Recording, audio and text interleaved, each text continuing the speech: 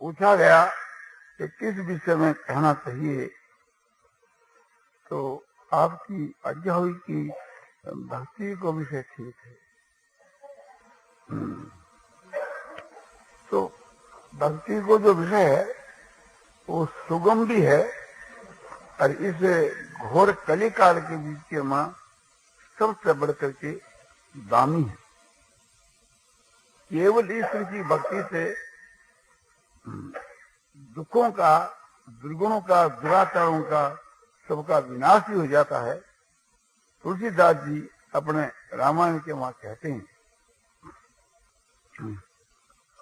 राम भक्ति मने उर बस जाके,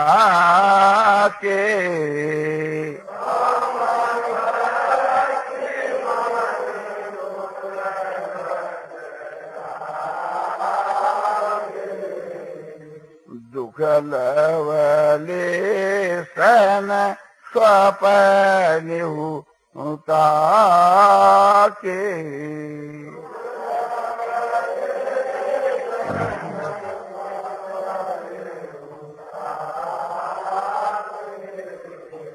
राम की भक्ति जो है वो मणि है। माने जो मणि है वो देदीप्यमान रहती है, वो एक प्रकार से बुझती नहीं, जैसे दीपक बुझ जावे। तो जिसके हृदय के बीच के मां राम की भक्ति रूप मणि वास करती है, स्वप्न में भी उनको लेश मात्र भी दुख नहीं होता। जागृत में तो हो ही क्या, किंतु उसको ऐसा स्वप्न भी नहीं आता कि अपने को दुखी देखें। बसे भक्ति मानी जेगी उरे माही,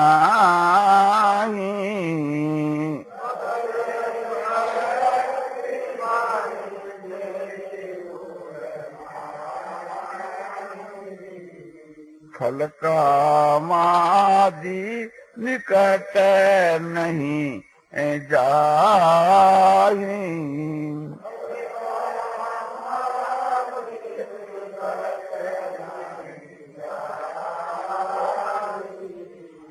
जिसके हृदय के वहां भगवान की भक्ति रूप मणि वास करती है, वहां काम को आदि लेकर के जो खल मान जो दुष्ट है ये नहीं जाते। जैसे काम, क्रोध, लोभ, मोह, अहंकार, राग, द्वेष आदि जितने जो एक प्रकार से दुर्गुण हैं, ये उसके निकट नहीं जा सकते। गरल सुधा सम आरी भी तो होई,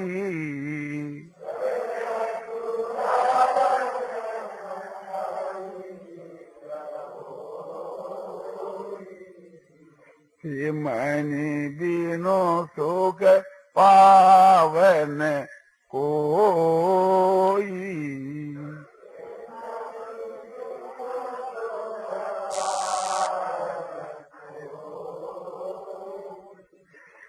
जिसके हृदय के वहां भक्ति रूप मणि ऐसो बात करती है, वो विष पान के लिए तो अमृत हो जाता है। जैसे मीराबाई ने विष पान कर लिया तो वो अमृत हो गया, जैसे प्रहलाद ने विष पान कर लिया तो वो अमृत हो गया। तो गरल जो है वो सुधा माने अमृत बन जाता है, और जो बैरी उससे जो बैर करते हैं वे आगे जाकर के समझो कि मित्र बन जाते हैं। ये भक्ति का प्रभाव है, क्योंकि भक्ति के वहां कोमलता है, भक्ति के वहां निराभिमानता है, भक्ति के वहां समझो कि दुर्गुणों का अतंत्र अभाव है। तो उसके द्वारा जो व्यवहार होता है एक प्रकार से उसका इतना प्रभाव पड़ता है कि उसके बैरी भी ऐसो मित्र हो जाते हैं। इसलिए हम लोगों को भगवान की भक्ति रूप जो मणि है उसको हृदय में धारण करनी चाहिए। अब भक्ति का क्या स्वरूप है, इस विषय के बीच के वहां लोगों का अलग अलग मत है। समझो कि नारद जी कहते हैं ईश्वरे परानुरक्ति भक्ति ही, ईश्वर में जो परम अनुराग है उसका नाम भक्ति है, यानी भगवान के वहां जो परम प्रेम है उसका नाम है भक्ति। व्याकरण के बीच के वहां ये दिख रहा है कि भज सेवायाम, भज जो धातु है वो सेवा के विषय में है। तो भगवान की भक्ति क्या है कि भगवान की जो सेवा है मन से, तन से, वाणी से, शरीर से, उसका नाम तो भक्ति है। गीता के बीच के वहां भगवान कहते हैं भक्ति का लक्षण बतलाते हुए कि मत कर्म किरण मत परमो मत भक्त संग वर्जित हो निर्वैर सर्वभूतेषु यस्य मामेति पांडव। हे पांडव, जो मेरे लिए कर्म करता है, मेरी प्राप्ति के लिए, मेरे में प्रेम होने के लिए, मेरी प्रसन्नता के लिए, तो वो मत कर्म के और मत परम है। और जो मेरे प्राण है, मेरी शरण है, मेरे पर निर्भर है, उसको कहते मत परम है और मत भक्त है। जो मेरे में प्रेम रखता है वो मेरा भक्त है। और संसार के बीच के मां आसक्ति करके रहित है और सब प्राणियों के मां जो वैर भाव से रहित है वह मुझको प्राप्त होता है। यदि कहो कि दो चार प्राणियों के वहां यदि बैर हुए तो उसके लिए आपने छूट नहीं है। बोले बिल्कुल ही नहीं। आप सोचो ये संभव कैसे हो सके।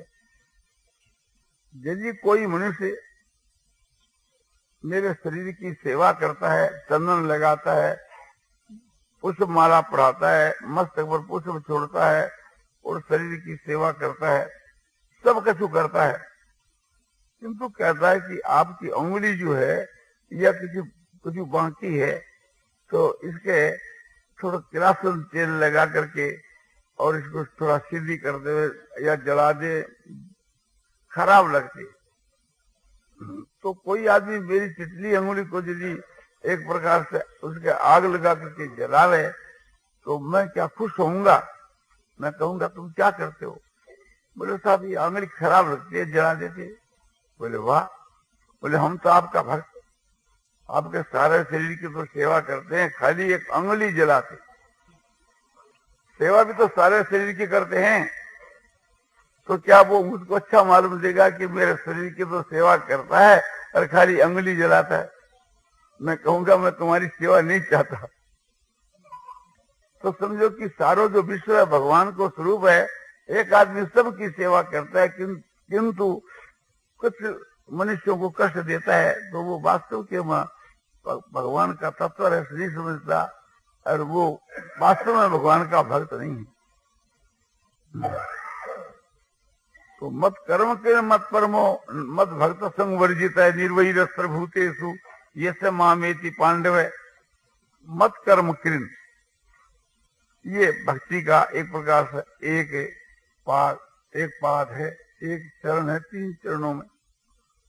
तो मत कर्म किरण माने मेरे लिए जो कर्म करता है उसको भगवान कहते हैं वो है मत कर्म किरण। मेरे लिए कैसे? जैसे एक लोभी आदमी रात और दिन रुपयों के लिए भागता है। एक कोई समझो कि वही से दुकानदार प्रातःकाल से लेकर के सायंकाल तक दुकान खोलता है और बंद करता है। उसके मां जो कोई क्रय विक्रय करता है, माल खरीदता है, बेचता है या कोई भी काम करता है, उसका लक्ष्य एक ही रहता है कि रुपया मिलना चाहिए। तो वो रुपयों का भक्त है, सच्चा भक्त है। रुपयों के लिए मौका पड़ने के ऊपर समझो कि भाई को छोड़ देता है, बाप को छोड़ देता है, माँ को छोड़ देता है, और तो क्या समझो कि धर्म को भी छोड़ देता है, ईश्वर को भी छोड़ देता है। और जवाई को और बेटी को और अपने जो प्यारे से प्यारा सबको छोड़ देता है, केवल रुपया तो मिलना चाहिए। तो वो रुपयों का सच्चा भक्त है। जिस प्रकार से कि लोभी आदमी रुपयों का भक्त है, इस प्रकार से जो भगवान का भक्त है वो सच्चा भक्त। कामी नारी प्यारी जिमी लोभी प्रिय जिमी दाम तिमी रघुनाथ निरंतर प्रिय लागहु मोहि राम। कामी पुरुष को जैसे नारी प्यारी है और लोभी को जैसे रुपया प्यारा है, इसी प्रकार से हे रघुनाथ जी आप मुझको प्रिय लगे।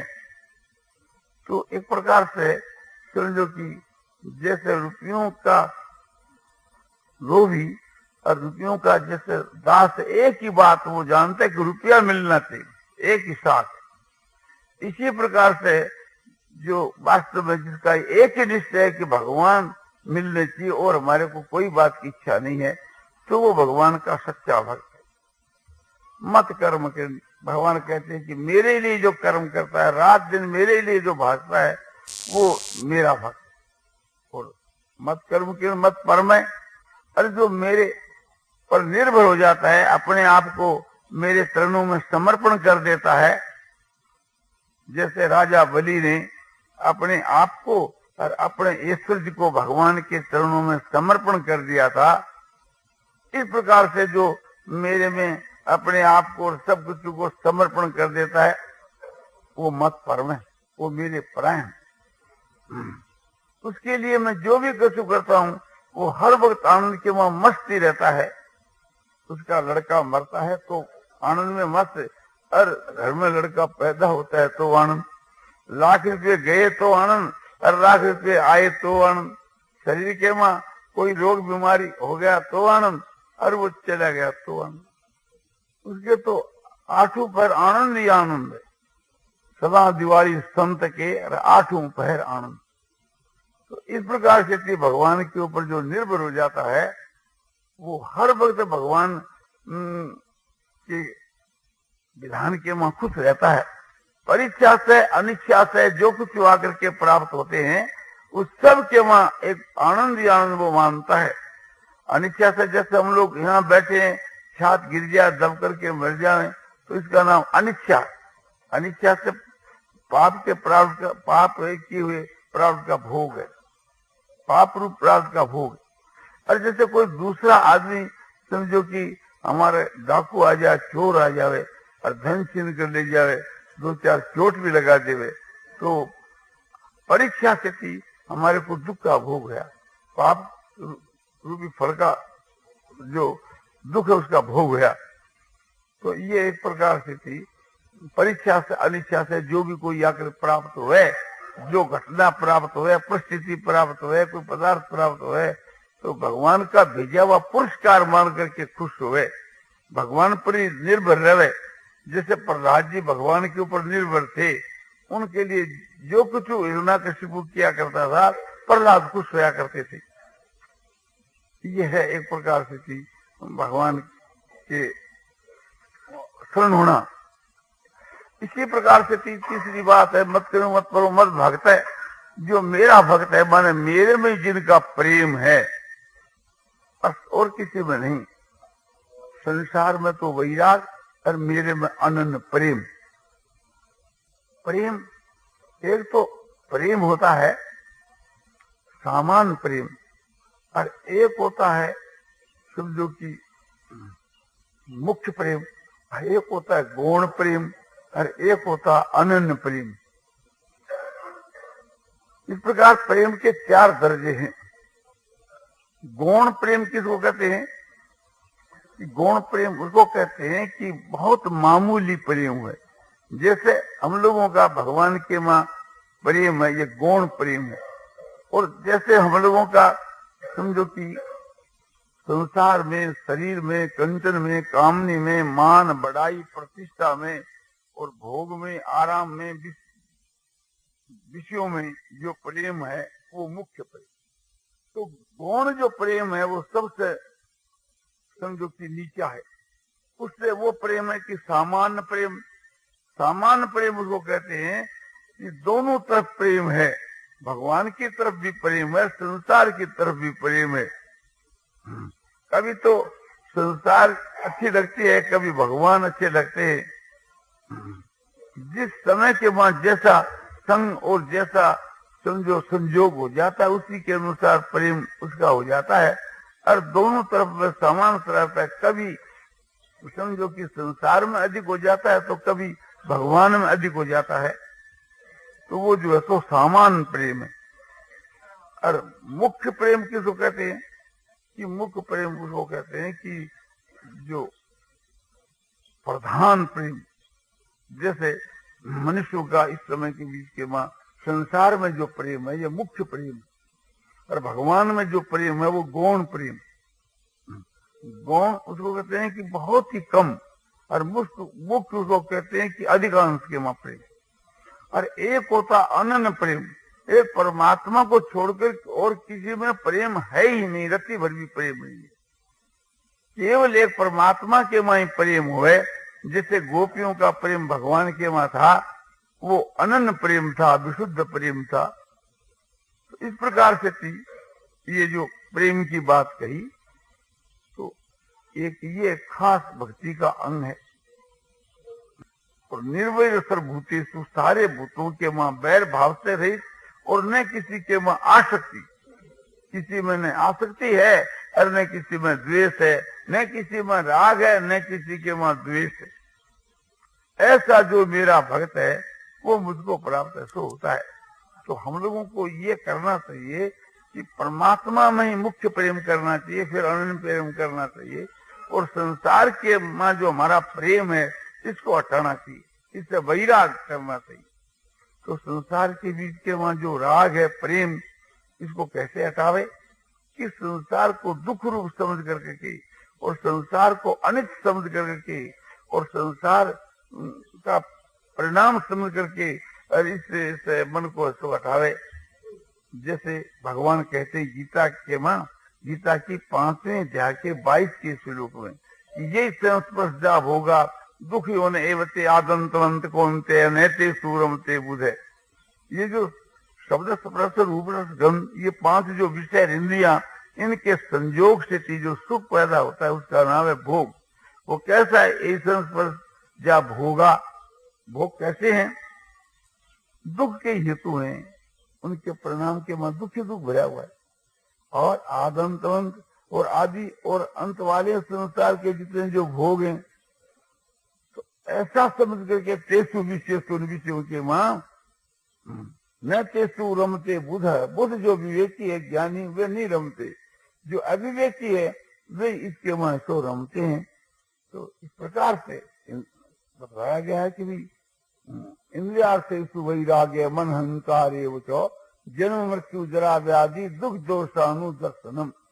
इंद्रियार्थेषु वैराग्य, इंद्रियों के अर्थों में, इंद्रियों के भोगों में, शब्द स्पर्श रूप रस गंध, इनमें समझो कि आसक्ति का अभाव, और अहंकार का, अपने देह के अहंकार का अभाव। इंद्रियार्थेषु वैराग्य अनहंकार एवं, और जन्म मृत्यु जरा व्याधि दुख दोषानुदर्शनम। जन्मने के वहां दुख, मरने में दुख, बुढ़ापावस्था में दुख, और बीमारी अवस्था में दुख। संसार के वहां दुख ही दुख भरा हुआ है। इस प्रकार की दृष्टि करने से स्वाभाविक के संसार के बीच के वहां वैराग उत्पन्न हो जाता है। तो इस प्रकार से चित्त में वैराग होता है। और भी कहते हैं असक्तिरन विश्व में पुत्र दार गृहादिशु। असक्ति माने एक प्रकार से पुत्र जो है, स्त्री जो है, रुपया जो है, घर है, मकान है, ये जो जितने पदार्थ हैं उनके मां आसक्ति का अत्यंत अभाव। और समझो कि इनके बीच के मां अनविश्वंग है। अनविश्वंग है क्या? कि उसके मां जो ममता है इसका भी अभाव। ये मेरी स्त्री, ये मेरा धन, ये मेरा रुपया, ये मेरा शरीर, इन सब के बीच के मां ममता को भी अभाव और आसक्ति को भी अभाव। इसको नाम है वैराग। तो ऐसे चित्त के बीच के वहां वैराग होना चाहिए। किंतु विचार करके देखने से भगवान के वहां तो हो रहा है वैराग, और संसार के वहां हो रहा है प्रेम। और हम लोगों को उल्टा करना है कि संसार से तो प्रेम हटाना और भगवान के वहां प्रेम करना। और प्रेम करना तो हम लोग थोड़ा जानते ही हैं, समझो कि अपने स्वार्थ के वशीभूत होकर के सबसे प्रेम करते हैं ना, स्वार्थ के लिए।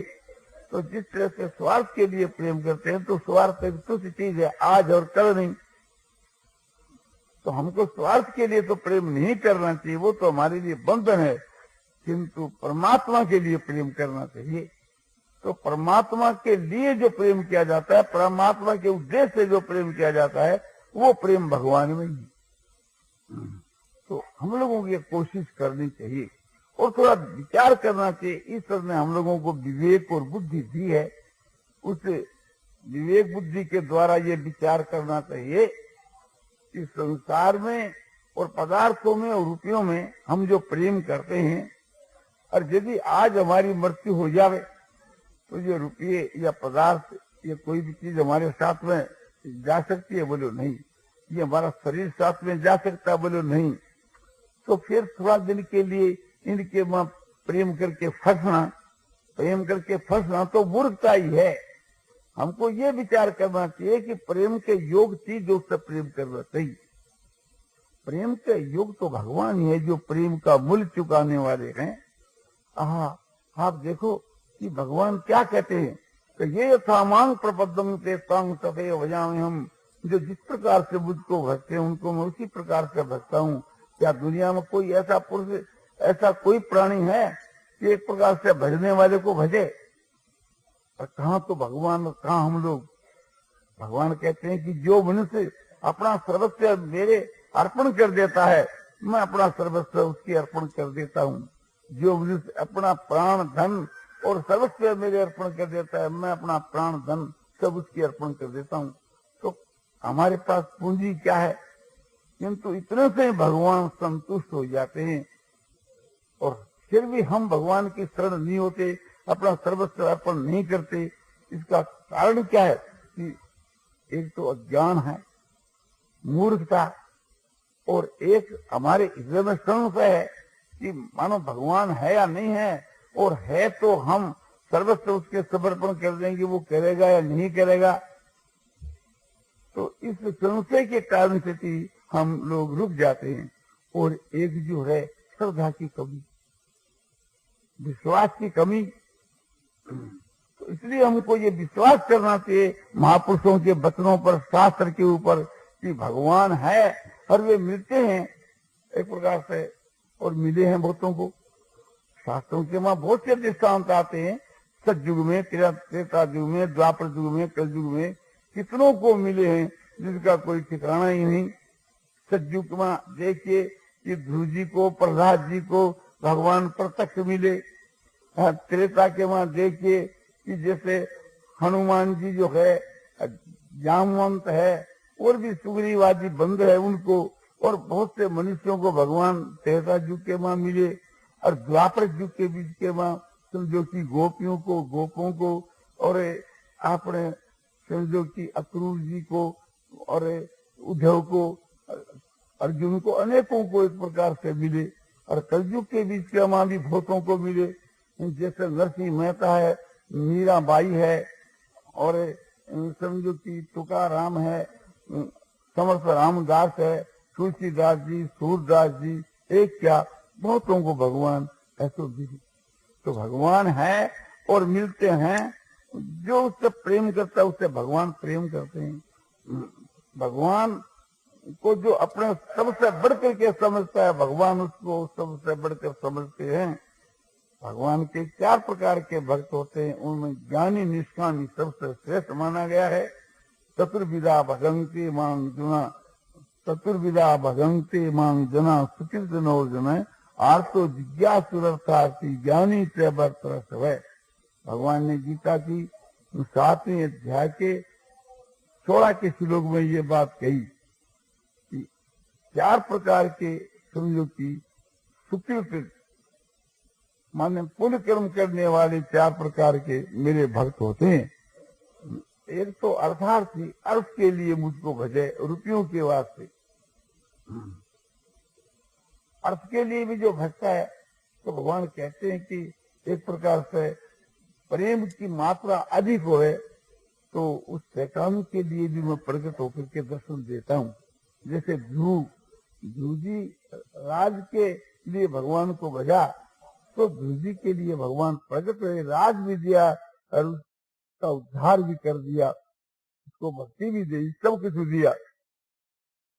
और उससे भी श्रेष्ठ है आर्थ, अर्थ उसको कहते हैं कि रुपयों के लिए, ऐश्वर्य के लिए तो नहीं भरता है, भरता तो एक प्रकार से थी बिना कामना के निष्काम भाव से ही भरता है।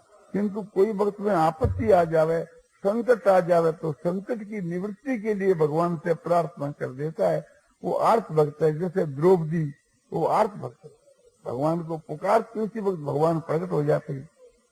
और जिज्ञासु, जिज्ञासु उसको कहते हैं कि भारी से भारी आपत्ति आवे तो भी एक प्रकार से भगवान को नहीं बुलाता। भगवान की भक्ति निष्काम भाव से ही करता है, कोई उसके हृदय में कामना नहीं है, न पुत्र की, न धन की, न ऐश्वर्य की, और न कोई संकट निवारण की। तो केवल एक कामना रहती है कि मुक्ति की कामना, उसको कहते हैं जिज्ञासु। जैसे उद्धव जी, राजा युधिष्ठिर, ये एक प्रकार से जिज्ञासु भक्त है।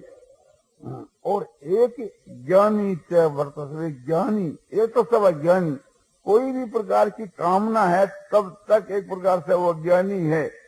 और जिसमें कोई कामना नहीं रहती बल्कि भगवान के देने पर भी स्वीकार नहीं करे, ऐसा जो है वो भक्त ज्ञानी भक्त है, वही निष्कामी भक्त है। जैसे प्रहलाद, तो सबसे श्रेष्ठ प्रहलाद।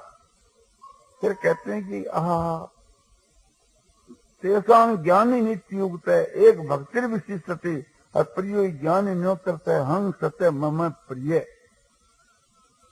कहते हैं उनके बीच के मां नित्य युक्त एक भक्ति वाला ज्ञानी श्रेष्ठ है। ज्ञानी जो है उसको मैं अतिशय प्यारा हूं, अत्यंत प्यारा हूं, इसलिए ज्ञानी भी मुझको अत्यंत प्यारा है। यदि तमोहं सर्वभूतेषु नैने द्वेष्यसि न प्रिय, ये भजन की तो वांग भक्त्या मई तेषु चापहम्। मैं सारे भूतों के मां सम हूं, न तो कोई मेरे प्रिय है और न कोई मेरे अप्रिय है। किंतु जो भक्ति करके मुझको जो भजते हैं, ये भजन की तो मांग भक्त्या मई तेषु चापहम्, वह मेरे हृदय के बीच के मां है और उनके हृदय के बीच के मां मैं हूँ। क्योंकि भगवान की ये प्रतिज्ञा है, ये सामांग प्रपद्यन्ते तं तथैव भजाम्यहम्। गीता की चौथी अध्याय की 11 श्लोक में कि जिस प्रकार से जो मुझको भजते हैं उनको मैं उसी प्रकार से भजता हूँ। तो ख्याल करिए कि जब भगवान के समान कोई वस्तु है ही नहीं, तो हम भगवान को छोड़ करके एक क्षण भी दूसरे पदार्थ को भजते हैं तो हमारी मूर्खता है। पर वास्तव में इस बात के रहस्य को जो समझ जाता है उससे भगवान का भजन छूटता ही नहीं। जैसे कहा है कि एक प्रकार से यो मामेव संगूढ़ो जानाति पुरुषोत्तमम् स सर्वविद भक्तिमान् सर्वभावेन भारत। हे भारत, जो मुझ परमात्मा को पुरुषोत्तम जानता है वो फिर सब प्रकार से थी, वो सर्वज्ञ पुरुष है, मुझको ही भजता है। ये उसकी कसौटी है। जब सबसे बढ़कर के भगवान है, इस प्रकार जब समझ में बात आ गई तो फिर बढ़िया बात को छोड़ करके और घटिया बात को अपने कौन स्वीकार करेगा। मूर्ख से मूर्ख भी आदमी इस मापक नहीं स्वीकार करेगा। तो भगवान का ये कहना है कि जो मुझको सबसे बढ़कर समझता है वो फिर मुझको एक क्षण भी ऐसा नहीं छोड़ता, नहीं भुलाता। इसी प्रकार से भागवत के बीच के वहां भी भक्ति की बात बहुत बढ़िया कही गई है। वहाँ भक्ति के 9 भेद बतलाए हैं। शरणं कीर्तनं विष्णु, समरणं पाद सेवनम, अर्चनं वंदनम, दास्यम, सख्यम आत्मनिवेदनम। ये श्लोक जो है प्रहलाद जी ने एक प्रकार से अपने पिता हिरण्यकशिपु के प्रति कहा था।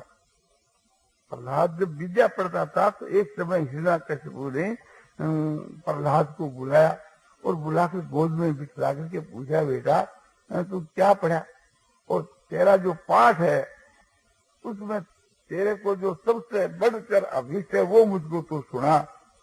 तेरे पढ़ाई के बीच में सबसे बढ़कर जो तुम्हारा पाठ है ना, और जिसको तू सबसे बढ़कर के समझता है, तेरे को जो अभिष्ट है वो मुझको ऐसो पाठ सुना। तो प्रहलाद जी ने ये पाठ सुनाया। सुन करके हिरण्यकशिपु आग वो बोला होया, तो बोले ये तेरे को किसने सिखाया? ये तो विष्णु तो मेरा शत्रु है, तो उसकी भक्ति करता है, ये ठीक नहीं। तो मेरी भक्ति कर, मेरे से बढ़कर ईश्वर कौन है, और मेरी भक्ति करने से मैं तुम्हारे को युवराज पद दूंगा। तो बोले पिताजी हमारे बस की बात नहीं। बोले हमारी बात को नहीं मानेगा तो मैं तुम्हारे को जान से मरवा दूंगा। बोले प्रभु आपकी जो मर्जी। तो प्रहलाद जी कभी डरे नहीं पिता से थी, और अपना जो निश्चय है उसको छोड़ा नहीं, छोड़ सके नहीं। उनकी प्रीति भगवान से ऐसी होगी कि उसके बस की बात नहीं। तो वहां प्रहलाद जी कहते हैं श्रवणं कीर्तनं विष्णु समरणं पाद सेवनम अर्चनं वंदनम दास्यम सख्यमात्म निवेदनम। ये नवदा भक्ति का पहला भक्ति है श्रवण। श्रवण का मतलब